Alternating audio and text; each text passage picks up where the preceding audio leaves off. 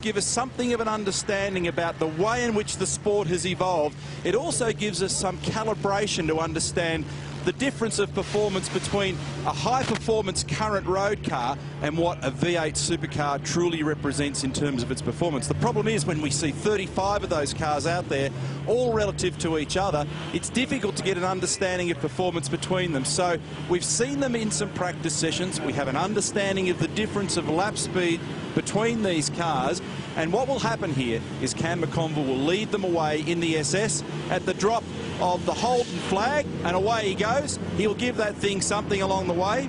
250 kilowatts, 5.7 litres of V8 magic, and he's going to drive the wheels off this thing and try and put something of a margin in as Flycam chases them up the hill. Brock's away in the A9X Tirana, the 4-speed. And what a difference 25 years makes. 308 V8, 380 horsepower, fed by a carburettor.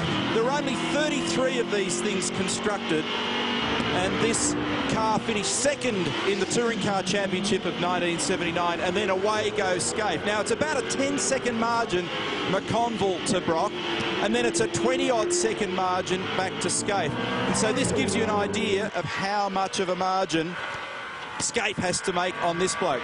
There is McConville on his way to the cutting. Here's Brock, turn 2, A9X Tirana, and still changing gears on his way up Mountain Straight is Mark Scaife going into the braking area. Now let's see whether we can establish some chat with these gentlemen. We can see on screen there Mark Scaife. Good afternoon, can you hear us? I've got you, Crompo. Well, the task is ahead here, mate. You've got cold tyres, but you've got 2004 technology under your backside. Are you going to be able to catch McConville and Brock? Well, I saw that 79 model A9X win by 6 laps.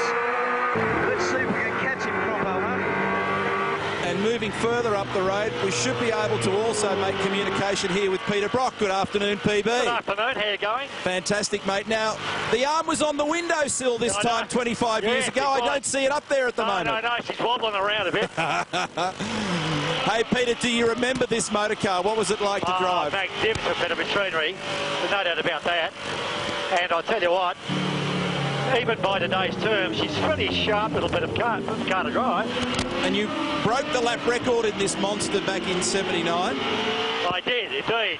And here's Cameron up ahead. Oh, he's going all right, isn't he? Come on, Pete, where are you? And it's good afternoon to Cam McConville. I tell you what, this look at this. 250 kilowatt Gen 3, 240 k's an hour through there. It's unbelievable. It's incredible, guys, to look at this, to see how far we have come. You know, an SS Commodore is not a slow motor car, and you're driving the wheels off this thing, Cam. You've ended up with, you know, a 30-second margin over Mark Scaife, and he's going to be all over you here at the last corner. Look at that. Job done. So Mark Scaife leads him around and cleans him up, having given 30 seconds to McConville. Only just. And Brock, you're going to have to lift your game. I absolutely am. But I enjoyed that. I tell you, this car was just beautiful to drive, really. And guys, it's really remarkable what we now do with V8 supercars relative to what were the monster cars of the late 70s and early 80s.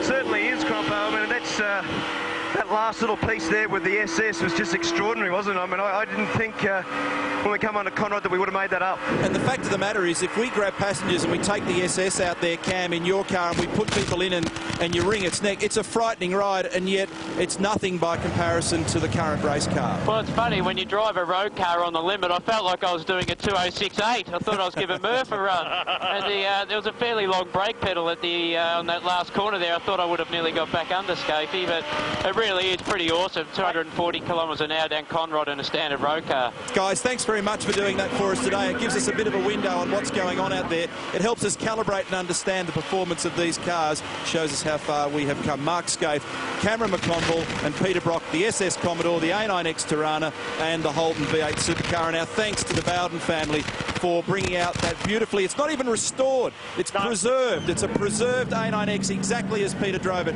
in 1979. So thanks to the family.